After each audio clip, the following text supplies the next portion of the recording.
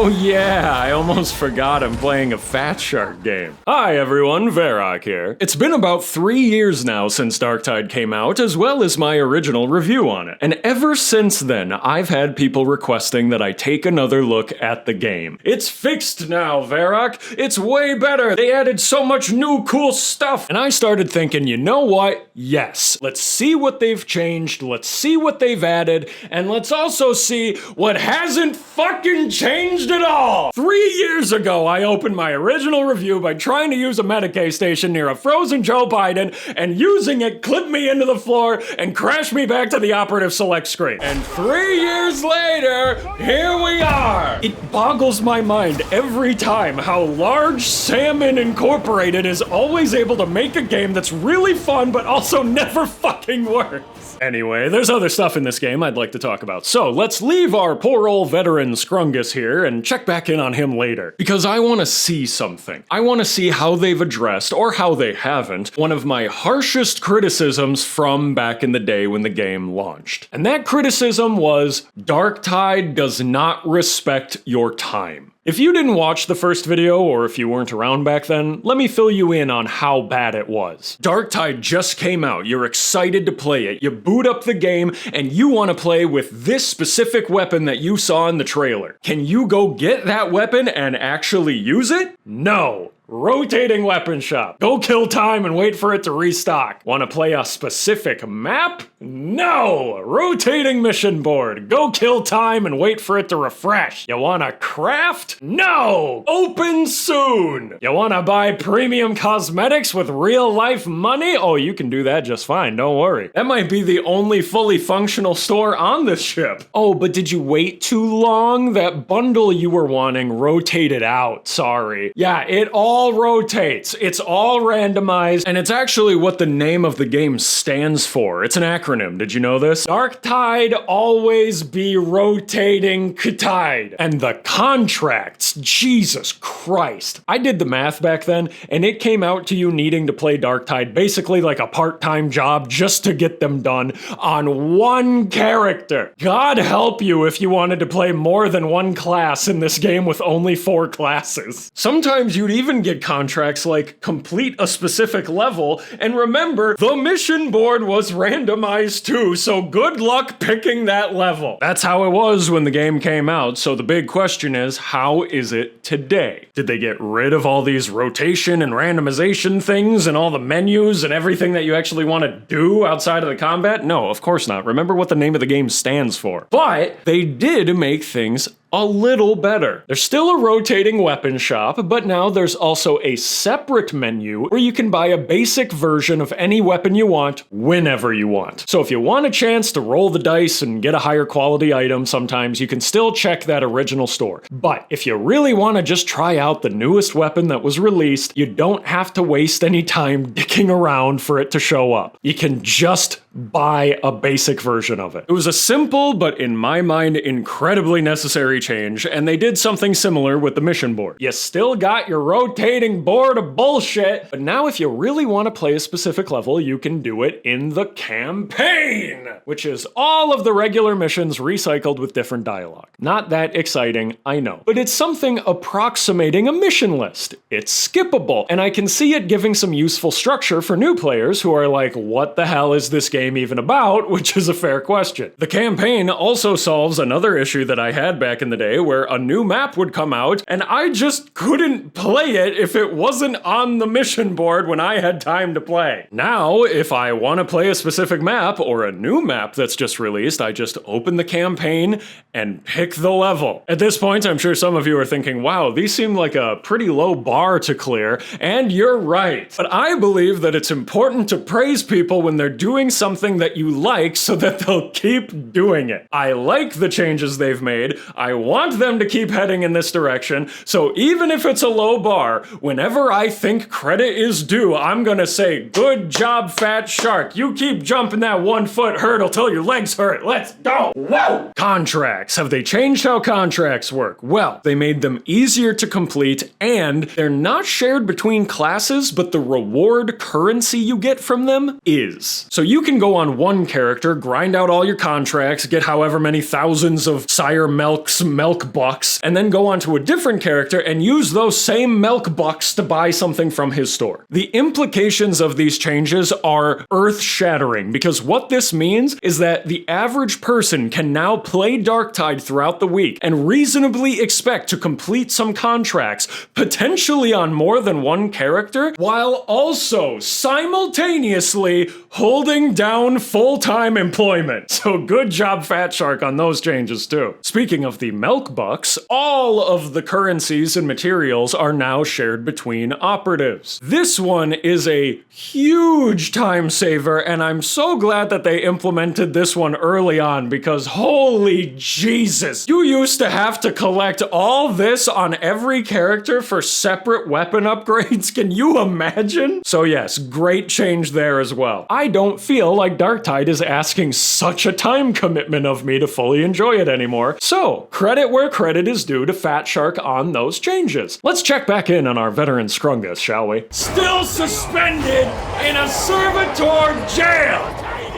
Moving on, let's talk about the hub world. The hub world in Darktide on launch felt like a dead mall. Most of the stores that you would think would be there were completely empty, and the stores that did exist either didn't work, weren't useful, or were predatory. So, has this changed since launch? Well, I'm here to report that the Morningstar still kinda looks like a dead mall, but I think they have more Paul Blart standing around, so that's good. More importantly, the stores that you would like to be functional are now functional. The stores that were useless are now useful, and the places that were previously just empty and boarded up have been populated. Still got that predatory drug dealer hanging around the corner in the Hot Topic, but we'll get to that. If you walk down the middle lane of the Morningstar, you'll still find Sire Milk Entertainment Cheese and his emporium full of wacky games and prizes. Like I said earlier, he's been improved a lot. And if you get enough milk bucks, I hear he'll trade you for a big eraser. Or one of those sticky little slap hand things you throw at the wall and then directly at your friend's eyeball. And then across from Melk's Emporium, there used to be nothing. Now there's something entirely different.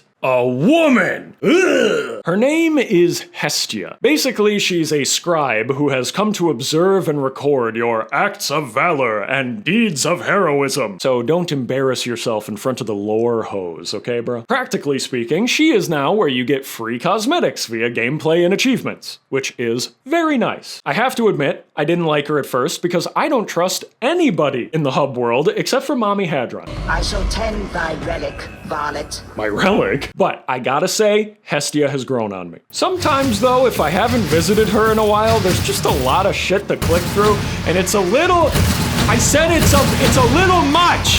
It's a little much! Anyway, take a left from here and you'll find the cash shop. Has this improved at all since launch? No, of course it hasn't. If they didn't have this in the game, Tencent would send over one of their Goombas to Sweden, and they'd start breaking sizable tuna kneecaps. But yeah, this hasn't changed, and it still has everything that I hate and complained about in the first video. It still uses their fucking 40K themed Disney dollars to try to trick you out of remembering how much real money you're spending until you've set your heart on it, and it still rotates in and out. One of the first things I saw when I logged back in for the first time in a while was, oh, look, the Krieg cosmetics are back. Bro, it's a virtual store. The Krieg cosmetics should always be there. You guys don't have real fucking supply and demand factors to deal with? Are you joking? I know this is something that people who grew up playing Fortnite tolerate, but for me, it aggravates me to no end. Oh, one small change they did make. There used to be a little FOMO timer at the bottom of the store warning you about when all the items were gonna rotate out and be gone forever, and that's gone now. Oh, the store still rotates its selection. That didn't change. Now it just doesn't tell you on screen that it's gonna do it. So, make of that what you will. Oh, Verac, you criticize them whether they have a timer or not. You're not happy either way. You're right. I'm not fucking happy. I don't want it here. But yeah, ultimately, nothing has changed with the cash shop, so I guess Hedge was right. Changing the cash shop so that it would display real-life currency instead of their Aquilus, you know, like they did in Vermintide 2. Changing that would just be impossibly complicated. Or no, it was unrealistically difficult. difficult. Or was, no, it's on the tip of my tongue. Well, either way, whatever it was, he must have been right. It really was hard because nothing has changed in 3 years. So hashtag Hedge was right, hashtag Hedge did nothing wrong, hashtag free my man Hedge. I don't think he's in jail, but still, free him. Darktide is lucky in the sense that the combat, the actual gameplay, is so fun that I can kind of just ignore this if I try really hard. But it's harder to ignore when the bitch who runs the shop doesn't stop talking. I don't care who she is, I don't care what her name is, all I know is that every time I hear her speak outside of the cash shop itself, I want to cut her fingers off. Don't start anything until I can take bets. Of course, she of all NPCs brings up betting. Anyway, old man Verac is done yelling at Cloud now. Moving on. There are 2 other things in this corner of the ship. The commissary and the barber Tyrujan. That means surgeon in Grimdark, by the way. The commissary sells you armor and weapon cosmetics for in-game gold. No problem there. It's run by this woman who for some reason is replaced by an atonement unit once you hit level 30. I wonder what that's about. The barber Grimdark surgeon, on the other hand, used to be only able to change the unimportant things about you. And now, for a small gold fee, he can brainwipe you and change the important thing about you, your personality. That's the thing that determines your character's voice and everything they say, which is the thing that you and your teammates will be hearing all the time, more than you'll ever be looking at each other. So being able to change this is a nice improvement too. You know what? It's been a minute. Let's check in on Scrungus, shall we? Oh, look, he's trying to use the chat box to talk to his teammates. No, Scrungus, this is a Fat Shark game. The chat box doesn't send messages right now. Why? Because they're on break or something. I don't know. All right, everyone, let's go back to the hub. Head all the way down to the other end of the ship to the right, and you'll find the actually useful to gameplay section of the mall. You got your weapons shop. Big improvement there, as I mentioned earlier. And then across from him, you've got Hadron Store, the Shrine of the Omnissiah. This is where you can upgrade and customize your weapons. And now, thank the Emperor, Hadron Store is no longer only half functional. It has full functionality, just like how she has full functionality over my dick. Sorry, I meant to say that the store is finished, just like how I finish when she... Never mind. This is a good time for a sponsor though, right? Thank you to today's sponsor, FlexiSpot. I spend a lot of time sitting in a terrible old wobbly chair because I'm an insane person. And after years of dealing with it, I have finally had enough of it. Piece of shit. Yes. Fortunately for me, FlexiSpot recently got in contact with me and said, hey Verac, here's an actually good chair called the C7 Max. This chair's got everything. 0.2-inch latex seat cushion with memory foam, neck adjustment, back adjustment, the armrests go in every direction possible. Honk shoe asleep on that thing. So if you're interested in trying it, you got a 30-day return policy for a risk-free trial, you got a 10-year warranty with direct replacement for damaged parts, and you can use my code C750 to get $50 off. That'll be in the description too, so you can get the best price. If you've got a more limited budget, you can also check out their C5 chair, good build quality with basic functions, or you can check out the C7 Morpher, which has upgrade for lumbar support and upper backrest. Thank you very much again to FlexiSpot for sponsoring. Now, back to the video! Hadron Store works differently now due to weapon customization in general working differently. There was a big update in 2024 called Unlocked and Loaded, which overhauled so much of the game that it had to be split up into 4 different update pages. That's how you know it's gonna be good. That update did a lot, but one of the biggest things was adding this whole system of masteries that you get simply by playing with the weapons you like. And then you spend those mastery points on upgrades for those weapons. Get enough masteries and you open up an entire world of blessings that you can attach to your favorite guns and swords and sticks and etc. If all of that sounded like gibberish and you don't care, don't worry. You can just go to Hadron and give her rocks and stones and she'll decide what's best for you. This strategy will work for most casual players at most difficulties. But if you take just 1 minute to understand how they work, I promise you it's worth it. It is a great system and I think Fat Shark deserves genuine kudos here. And last but not least over here, you got the test tube baby, the Psychanium. She used to be just for basic training and testing stuff out, and now she's home home to an entirely different game mode for when you get tired of regular missions. They're called Mortis Trials, and they're a roguelike mode where you face off versus waves of enemies, and after each round you get a buff. It's nothing that original, but it is fun, and I'm glad they added it for a bit of variety as to how you can spend your time playing the game. Lastly, you've got the main area of the hub, the mission board, a shortcut to the Psychanium, and a smattering of random NPCs that are milling around watching you do all the hard work. The most notable difference that I haven't mentioned yet here, though,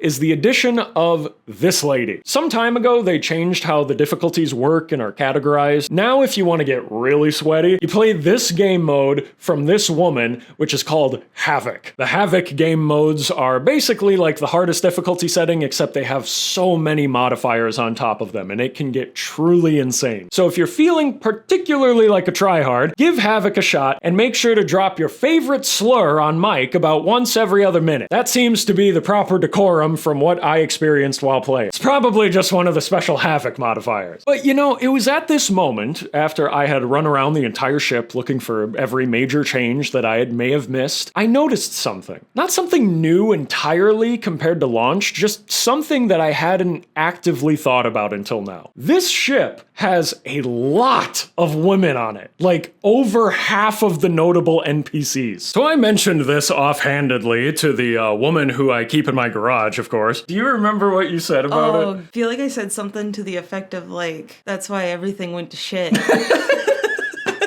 Apparently.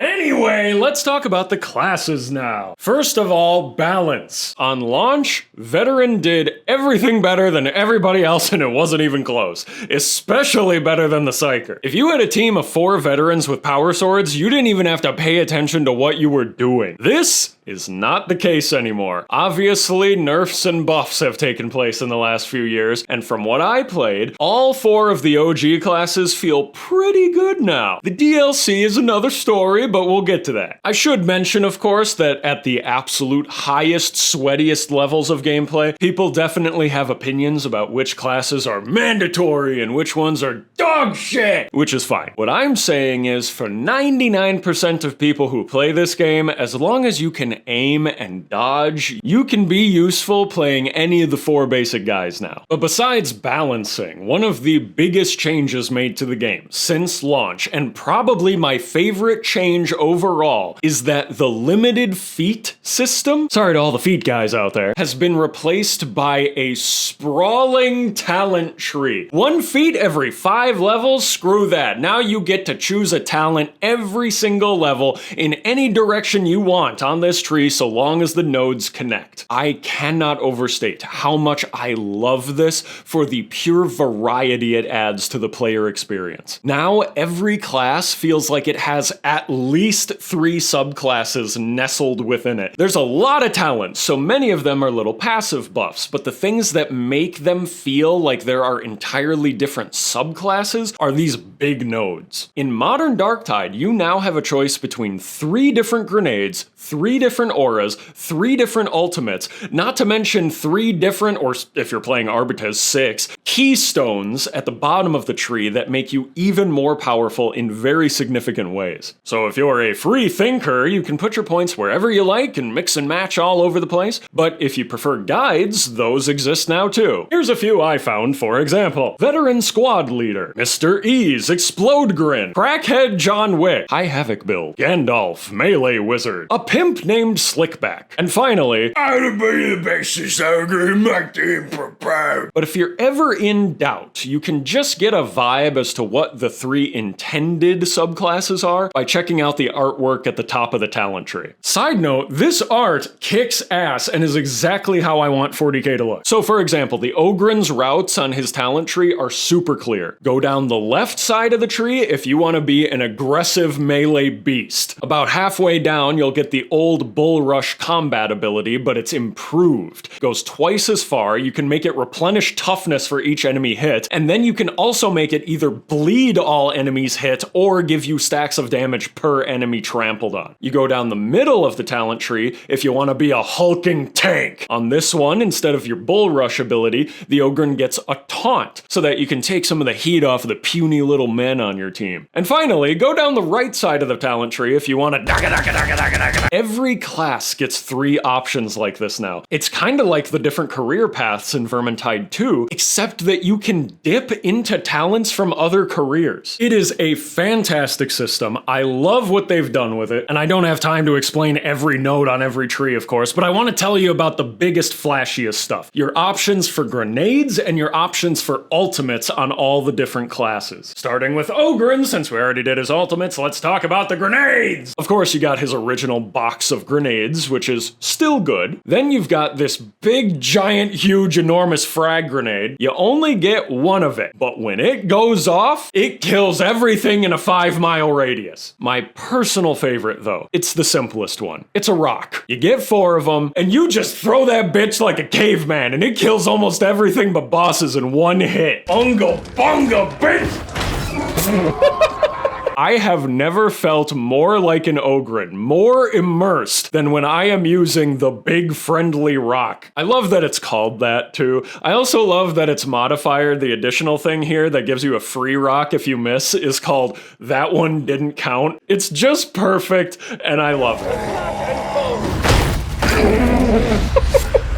Moving on to the Veteran! For Veteran, you've got a grenade that causes bleed, this is a shredder, a crack grenade that sticks to enemies and then does big damage, and a smoke grenade that blocks enemy line of sight. Veteran also gets more grenade-related abilities than most, with the ability to passively regenerate them with one talent, as well as a different one that just improves them outright. As for his ultimates, you've got an improved version of the original ranged stance, an AoE Kruber shout, and an option for stealth. All relatively simple, but very reliable, which is fitting for the Veteran. Speaking of Veteran, let's check back in on— Yup, he's still fucking there! Zealot! For grenades, the Zealot's got his improved stun grenade, a Molotov, and a throwing knife. In my opinion, the stun grenade is almost always your best option here, but the others are fun too. Zealot's choice of ultimates are an improved dash attack, a similar stealth option to the Veteran, and then the strongest defensive ability for your team in the entire game. You take out a holy relic that sends out a 0.8 second AoE pulse. This pulse not only pushes enemies back, and not only heals the toughness of all allies around you, including yourself, but then can also overheal everyone's toughness and reduce toughness damage, and then also give damage to everyone too. Why not? And then last of the main 4, we got the Psyker! Psyker does not have grenades, so instead you're choosing here between 3 different wizard abilities. You got Brain Burst, Palpatine Force Lightning, and these silly-ass flying knives. I do not really care for the knives. They're just weird and not very satisfying to use as popping someone's head. Now, the lightning, on the other hand—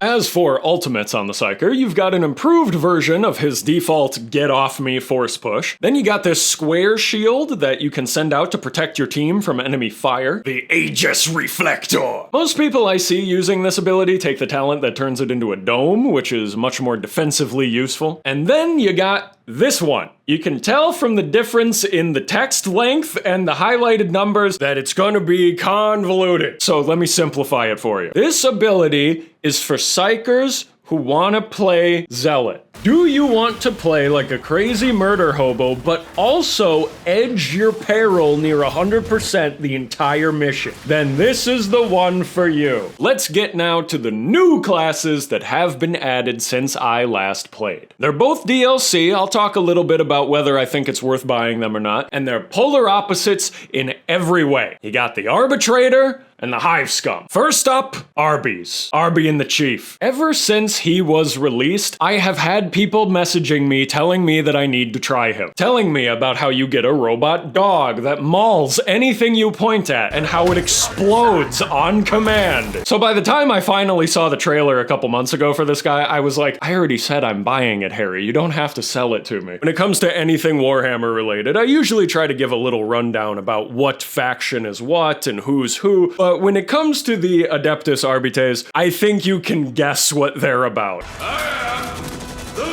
Excessive force is a myth. Okay, now take Judge Dredd and give him a robotic dog. And now you understand everything you need to know about the Adeptus Arbites. It's worth noting that the arbitrators are not subjected to the quote-unquote main story cutscenes. The trust cutscenes about the traitor and about how Rannick and the others are like, you aren't high enough level, you better go do more missions. The Arbites could give a fuck about Rannick's trust, and they have been sent in because this mission is taking too long and the higher-ups are getting pissed. They even have a unique cutscene post-character creation explaining this, where Rannick is like, boss, I'm sorry I'm taking so long, and then Grendel is like, I'm sending in my legion of chuds to finish the job. And he's like, oh no, when? And then they just immediately start aura farming in formation onto the ship. When do they arrive?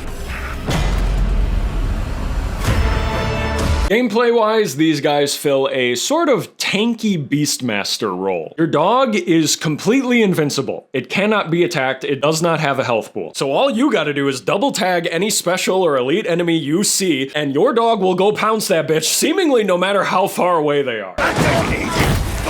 Your dog will also watch your back by attacking whatever enemies are around you, and she'll even knock off special enemies that are currently pinning you down. She is your greatest ally. Besides the dog, you also get what might be my favorite shotgun in the entire game. It comes with special shock ammunition as well. This is sort of the arbitrator's thing. He likes electricity. You got a shock baton, a shock shield, a shock mine, and if you don't like the shock mine, you got other grenade options too. There's a grenade that explodes on contact, and then there's this rechargeable one called the Reverse Hassan. It electrocutes everything but your dog. The Arbite's combat abilities are also quite strong. Break the Line is a short cooldown bash that knocks down everything in front of you. Nuncio Aquila is a loudspeaker with an AoE. Stand in its radius and listen to its sweet, sweet law code for basically infinite toughness. This benefits everyone on your team. But if the Nuncio Aquila is for making sure that your team doesn't die, the Castigator stance is for making sure that you don't die, because you'll be taking 80% less damage during it. This is probably the singular best tank ability in the entire game, and the only downside is you can't sprint during it. But why would you need to sprint when you can attack a Plague Ogre one-on-one and only take this much damage? Final note about the Arbites, I love the mega try-hard Batman voice on my character. You are block fodder,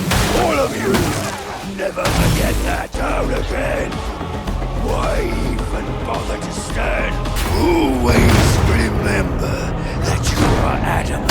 Write that down and put it on your mirror. Overall, I think you can tell I like the Arbitrator. I recommend. If he looks interesting to you, please, for the love of God, do not buy these cosmetic packs and all that bullshit. Just get the main guy and maybe even wait till he's on sale, right? By the time I had started playing Darktide again for this video, Arbites had been out for several months. And generally speaking, most people I talked to seemed to like him. They thought he was fun. Now, Hive Scum, on the other hand, when it came out, had a bit more of a mixed reaction, and I got to see this one for myself. You can see it from the like-dislike ratio on the announcement trailer here, and you can see it in some of the comments as well. There are many reasons that someone might not like this new class, but I think a big thing to remember is that people knew there was gonna be a new class, they just didn't know what. So they were waiting for months and months. It could be a Skitarii, it could be this, it could be that. They brought in the Arbites, you know, this could be anything. And then it's more criminal dipshits, except these ones are from the planet you're already on. So I can see why it felt like a step back for a lot of people. There's also people who just don't like how they look, which is fine. If you dislike the look of something, in my opinion, you don't need more of a reason to not spend your money on it. For me, punk aesthetics can look cool, but I've also been to enough music events and shows to know how punks smell. So my first gut reaction to the trailer was not, oh, oh, cool, dual pistols. It was, I should wash my hands and my face and maybe also take a shower, which maybe that's the intended effect considering who these people are in the lore of the world. I don't know. Hive Scum is the opposite of the Arbites in nearly every way. Arbites is the law, Hive Scum is anarchy. Arbites is a tanky beastmaster, Hive Scum is a glass cannon. Arbites gets an ability to make himself nearly invincible with less mobility, and Hive Scum has nearly infinite mobility, but crumples if an enemy Ogryn sneezes in his general direction. So what is fun about this class? Surprisingly, there's actually a few big things that I really enjoyed about this class. The Desperado combat ability dodges all range damage, gives you free reloads for essentially infinite ammo, and extends its duration with every kill. You equip these dual pistols, you press F, and then you just go absolutely fucking bananas. The Hive Scum also gets a grenade called the Boom Bringer. It's an RPG. You aim it at a crowd of elites, and then you depopulate them with one button click. Good God, look at that kill feed. Mwah. Let's see, what else? I like customizing my own stims. I like that you can force your teammates to take your drugs too with one of his combat abilities. Makes me feel really immersed. It's like I'm really in Los Angeles. I like the crowbar. I like the dual shivs. I love going on a rampage with him. That's his melee ability that gives you a lot of buffs and basically you just whack, whack, whack until everything's dead. But the killer for me here is that Hive Scum has a really unfortunate amount of reused mechanics. There is an entire side of his talent tree dedicated to making a chem toxin build. There's a grenade for it. There are weapons for it. We already have a damage over time ability. It's called Bleed. You're paying $12 for a third of your talent tree to be taken up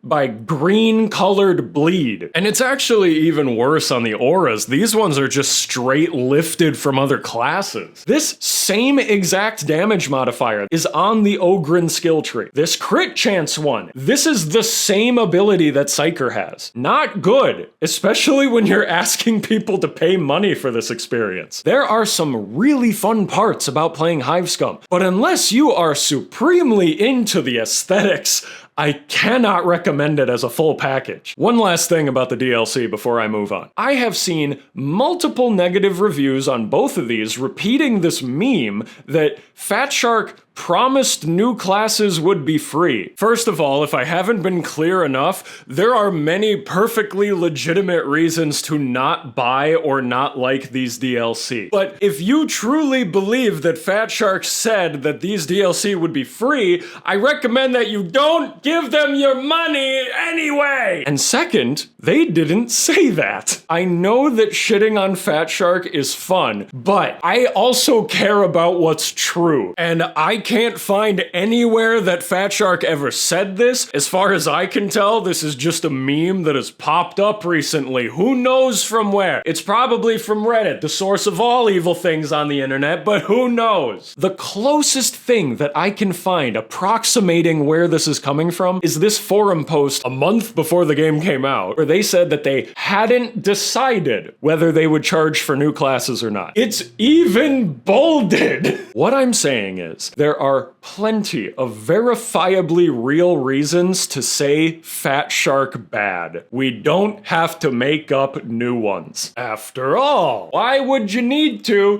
when we've got perfect examples right here? What the fuck?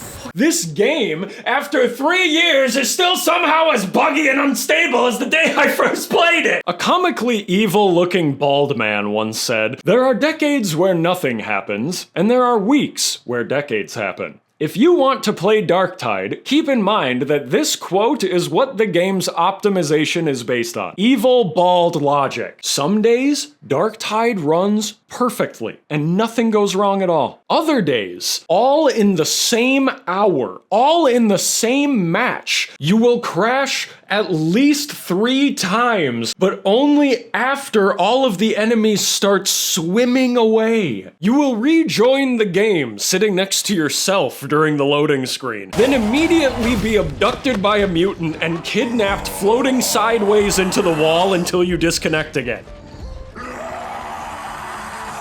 Okay.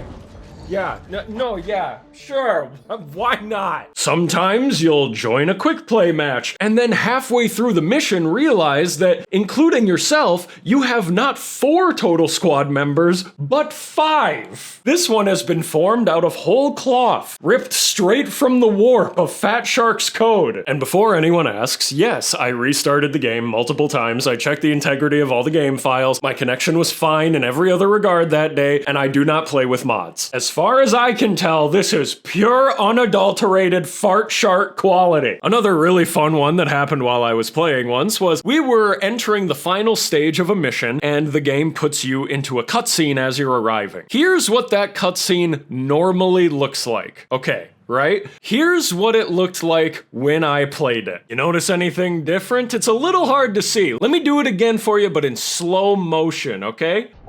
Do you see it now? That's a boxburster running directly at us while we're trapped in the cutscene. It's spawn camping us. Successfully, I might add, because we then spawned into the last part of the mission with half health. Bravo, Fat Shark. I don't know how I'm still having this player experience 3 years later. I don't understand. If I could play this game on any given day without something stupid happening, it would be such a good game. I so badly want to say that this game has undergone a perfect transformation in which everything that really mattered has improved. But I can't, because there is a non-zero chance that while you're playing, you will be forever trapped as a servitor for all eternity. Wait. What? How did it, what? Okay, you know what? Never mind. I don't care. I love Darktide and I love Fat Shark. Give them your money right now. Okay, here's my real recommendation for the people that wanted me to revisit this after so long. Darktide has improved a lot. If you bought it on launch and were unsatisfied, you should try it again. For the people who have never bought Darktide and are wondering if it's worth your money yet, I would say only if it's on sale. Yes, it has glitches, yes, it has things in it that I don't like, but on the whole, I've had a lot more fun playing Darktide than I've had time spent being frustrated by it. If that ratio were a little better, I would say buy the game when it's at full price. But I can't say that because my experience is that this really fun game sometimes just doesn't want you to play it. And you know what? Your mileage may vary. You may not have as many bugs and bullshit as I had. I'm entirely willing to believe that I've been cursed by some evil entity who's trying to make me look crazy. You can let me know in the comments how this game runs for you. But until you do that, I've been saving some of my favorite clips that I've taken of this game for the end of this video. For all you fine people who watch this far to the end, I want to give a big thank you to all of you, as well as all of the wonderful people on Patreon. All of my Vidya elites and Vidya connoisseurs, as well as all the people on YouTube membership. Ever since I started this YouTube channel, my life has gotten busier and busier, and I'm not complaining. But when it is so busy, it really is nice that there's so many people out there supporting the channel. It's more than I ever would have expected. I never expect anybody to be giving me money for these videos, but the fact that there's people who do, it seriously means a lot. So thank you all very much. I've got a few projects cooking already, and I want to get the next one out as soon as possible, so I hope you all enjoy it. And now here's some silly shit for all the people who stuck around to the end. Did you see that dog? There's another ammo tin. What? Did you see that spin? Remy, it's just you, Carrie. What do you mean it's just fucking me? It's just you. Come on, Remy. There's a dog right behind you. Oh my god, shotgun in his head just popped. Help me! This way! I'm falling, I can't get up, please! Let me up! Please! There's scary monsters out here, please! No. Oh my god. That was almost so bad. Don't go down there.